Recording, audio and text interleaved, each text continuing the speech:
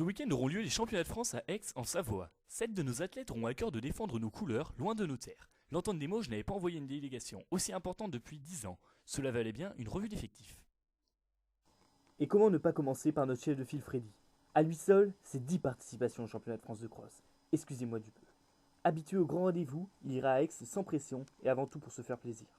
Mais après une saison hivernale perturbée par quelques petits pépins physiques, une place dans les 50 premiers français serait une juste récompense et un rêve à la portée du pur crossman qu'il est.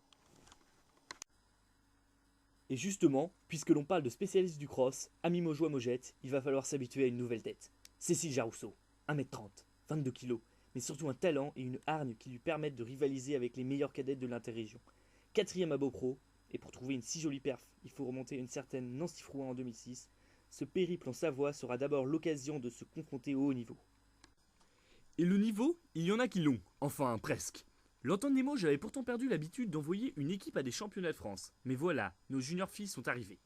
Composées d'une Marie-Lise surmotivée, d'une Clémence conquérante, d'une Mélanie revancharde, d'une Daphné naïve, compétitive, et d'une Élise courageuse, elles ont tout pour réussir.